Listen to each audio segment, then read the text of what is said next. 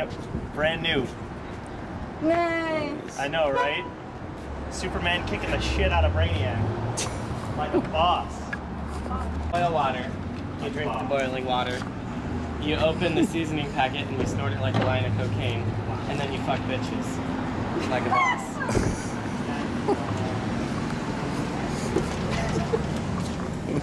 It's true, right? Like I said, cycle. Fuck you, I'm getting beef jerky.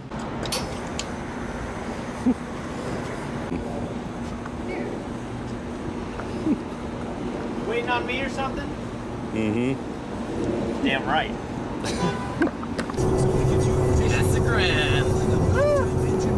We're making some good time. It's really not that far, Casa Grande. No, it was kind of surprised. It's been a while since I've driven, like all the way down here. Yeah. We did that big joint cast meeting. I was like, dude, you guys no time at all to get down here. Because we just took off at what, 6:15, and it's like 6:40. Yeah. So We were in like MD, weren't we? yeah. We left, yeah. That's not bad. Well, there's a Cracker Barrel in Casa Grande. Yeah, Cracker Barrel. Every year for homecoming we have an alumni marching band. Of course I was in it, so I go for the night and the week before for rehearsal. One of the guys, he's like class of 70 something. He goes, yeah, I think we should all like play Found Out About You from the Gym Blossoms as a stand tune. I'm like, A, too effing mellow. I'm like, if you're gonna want to do a Gym Blossom song, seriously, Hey Jealousy. Yeah. It's the most well known. Yeah, it's the most well known. It's really upbeat. I was like, but, and it's like, honestly, I was like, I think you would be dating us, and sure, the alternative kids would know it because it still plays. But if you want to get the younger crowd from the school, I would definitely maybe consider the middle by Jimmy Eat World if you want to do something by a local band. Yeah. And that's actually even more upbeat than Hey Jealousy. So. And everybody knows the middle. Yeah. I think Sweetness is a far superior Jimmy Eat World song. Yeah. Man, I want to go to Fall Frenzy. It's Blink-182 and Jimmy Eat World. I went when it was Absolutely no desire to go to that. Oh my god, I went to Blink-182 and Fall Out Boy, and it's pretty epic. Like, What's a Blink and No Doubt? I'm sorry? That was a Blink and No Doubt. Oh, that would be awesome. That was a good tour. That would be a really good tour. You know, when it comes to Blink, I really tried. I really did. Yeah. I think part of it is I'm residually pissed off at Blink because they took Travis Barker away from my beloved Aquabats. When he was in the Aquabats, he wore a mask and he was the Baron Von Tito. And yeah, Travis was like brutally awesome on that one album he was with them for. And then yeah, they were all like, hey, come play with us in Blink. And then that's how that went down. And then they made music for 13 years. Well, hey, but whatever makes you the cash, I guess. I absolutely love pop punk because I was like 10, 11, 12, 13 when pop punk was huge. So like I was just like really getting into like current music like a little bit more, you know. Like I was into 90s music, but because it was like background and stuff like that my parents listened to. That was when I was like, yeah, this stuff's hardcore. Like Sum 41 and you know, all of them, things like that. So see, I love Blink-182. I have like all their albums, and they're like one of my favorite bands. They're my one of my best friend Michael. They're his like all-time favorite band. See, Cracker Barrel. The thing is, when at the same time I was like 15 or 16. Jesus. I was like 15 or 16, and by that point, like in the traveling bands I've been in, the people had already gone like, hey, listen to this. This is the Stooges. Hey, listen to this. This is Velvet Underground and the Ramones and the Clash, and listen to all this stuff. So by the time I listened to that stuff and fell in love with all that stuff, and guys like Blink and New Found Glory came along, I was just like, Right, I know what you mean. It was a little different, you know, there's no putting that genie back in the bottle. But yeah, if that's the first thing you're coming across, I can totally understand. Well, like, growing up, wow. you know, I listened to a lot of like, you know, like a lot of 60s music, a lot of 50s and 60s music. Same. So that's, you know, that's what I had as a child, a lot of 90s music. And then like, but as a teenager, like I pretty much stayed with like my age group's music, which is is cool. I'm happy with that. Like I'm proud of my. A lot of people are like, oh no, the 2000s didn't have really good music. It did. And music changed a lot in the 2000s. It really It went from definitely it went digital. The number one selling artist of the 2000s was the Beatles because people from my generation weren't buying albums. Yeah. Like really people true. in the 2000s stopped buying albums, except like older people that were buying the Beatles. You know what I mean? Well, yeah. Not because the Beatles were like the biggest. Well, I don't know about that because with the reissues, when they finally remastered everything, I mean the sound quality was so amazing, and then you also get the stuff that the new stuff like Love, and then you had Beatles 1. I know this Right. sold Yeah. ass load of albums. That's a metric term, kids. And just with all that stuff, I know, again, I was lucky that I had people much older than me and much smarter than me that had me listen to that stuff from the get-go. And I've always said that I love the fact that the soundtrack to my teenage years will be the Beatles and the Rolling Stones and Johnny Cash and Elvis, and not Britney Spears and NSYNC and Blink-182. See, they started coming around just as my teenage years were getting ready to end. Yep. So, yeah. I For me, it was like Alice in Chains and... Hell yeah. I was 9 or 10. Yeah, or Nirvana, I was exactly. like 9 or 10 when Britney did. I was like born when Nirvana was around, but I love Nirvana. I have their box set. Christ. You know what the funny thing is? As much as I do enjoy Nirvana very much, I truly think Pearl Jam's a better band. And I've literally almost been in fistfights over that. I only know Pearl it's Jam's true.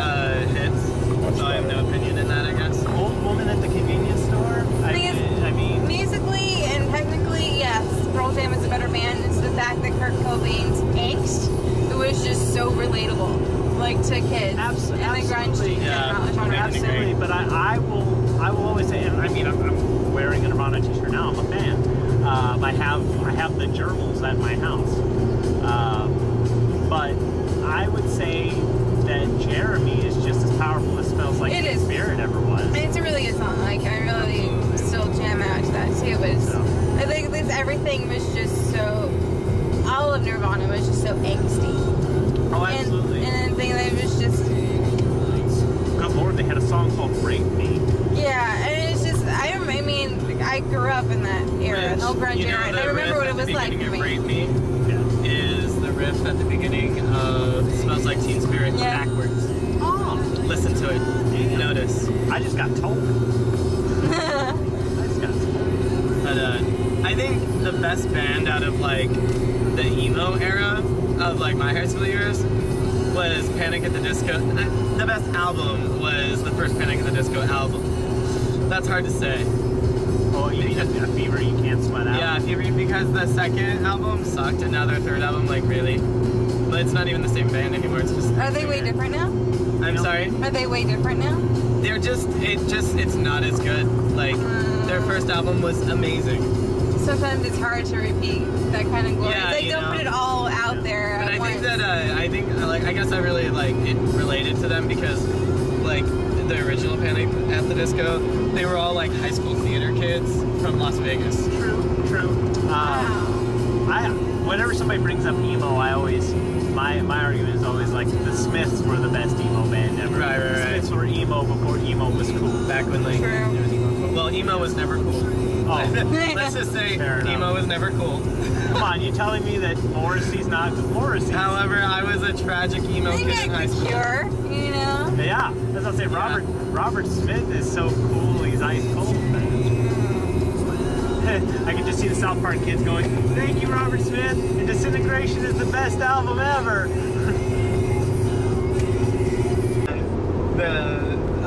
The guy, he had a keyboard and he's just like playing the keyboard like he was mad at it. And I'm like, oh my god, he's hardcore. I don't even think that thing's plugged in. Nice. That's funny. Yeah, that's a big. For Arizona. For the desert, I mean. It's nice to see trees sometimes. Yeah. Tattoos brought? Certainly not. Then I put in an audience member like, how about you? That's good. And then I promise I promise I won't steal that. Yeah, I talk to him a lot. Or like I look at the audience, I'm like, he carries the Charles Atlas seal of approval. And You know what I mean? I don't know. I make it. When I'm playing Frank, I'm that sexy bitch on a piano at a cabaret show. Yeah. I'm like Roxy Hart, you know. No, what you're like is Lily. You're Lily Von Stuck. Yeah, exactly. And I'm you know, and I'm talking to the crowd, and you know, I'm there to like, you know, like make the crowd laugh. That's when I play Frank. That's what I go for. Thousands of men, again and again, they promise the moon. I think it's kind of like that with any character, though. I'm sorry? I think it's like that with any character. You develop your own little nuances. Yeah, I know what you mean. Like, yeah. When I play Brad, I play myself. No, just kidding. Well, because I mean, I kind of like look at we're trying to pick up some last minute stuff back here. I don't have the sound on, so I'm just kind of watching the picture, and I was thinking about that. I know that one of the things that I do is when he's like saying, "You look like you're both pretty groovy," I just look at the crowd and go, "Not so much," or. I kind of been wanting to bring back the part where you like throw the water out into the crowd. I dig that. Yeah.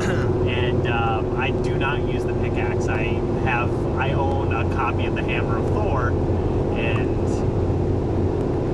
God, poor Adam. I'm surprised Adam even talks to me anymore, because even though that thing's made out of toy rubber and stuff like that, I wailed the shit out of him with that hammer at the Comic-Con show. And then during like, or at the end of Sweet Tea, instead of like the curtain, I exit up the aisle. Nice. You know, and then like I go up to like, I go kind of in the aisle, and I'm like next to people in like the first or second row, and I'm like, so come up to the lab, like inviting the guests up to the lab. That's and then cool, and see what's, and then I look at somebody, and I'm like, you know, I see you shiver with Tucson. And then I do a smile and like patient. Nice. I want to play Frank soon. And then You're like, I would say Frank. and then Well, it's funny because I want to play Rocky again soon. and then during Don't Dream It Be It, I'm like in the aisles, and I'm like standing like over somebody saying "Don't dream it, be it," like saying it to them. Don't dream it, be it. Yeah, that's good. So I don't know. I really interact with the audience a lot when I play Frank. I love it. It's a really good interactive character. Like, there's a little bit you can do with Magenta with that. Yeah. But like with her, I play the chick that seriously needs to get laid and is bitchy because she hasn't been laid in a while. You know? That's awesome. It's like she'll be all like seductive, like trying to like get Riff to do something with her, but he doesn't, so she gets mad. So yeah. I think my favorite role to play is when I did Trixie, and I did the actual cigarette boy Trixie. That was good. That was cool. That hat made you look like a boo. I looked like a boo, and I needed to be like the monkey, going like this. I did. I know. And then it was great. Jackie showed me the picture, and that was like, it was like group thought. At the same time, we both looked at each other and was like, he's a boo. I know. I was telling everyone, I'm like, I'm a monkey, and then I don't know. I do like a shy act at first, and then by the end of it, I'm like naked. Yeah. Anybody can pay $9 to see me in my underwear, and any student can pay $8. Yeah. Horrible.